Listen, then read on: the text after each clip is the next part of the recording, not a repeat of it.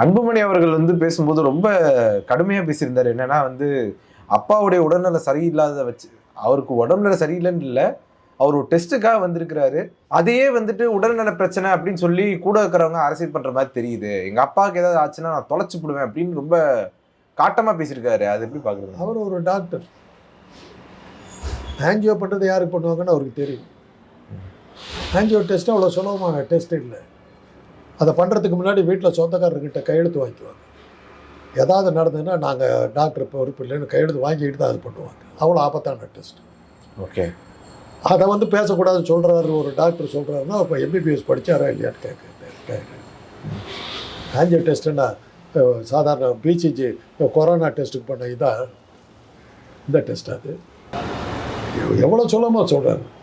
ஆஞ்சியோங்கிறது ஹார்ட்டில் ப்ராப்ளம் இருக்குதுன்னு அர்த்தம், அடைப்பு இருக்குதுன்னு அர்த்தம். அதை ரூல் அவுட் பண்ணுறாங்க.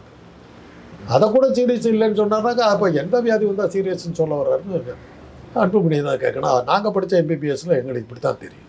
இவர் படித்த எம்பிபிஎஸ்ஸுக்கு அவர் தான் விளக்கம்.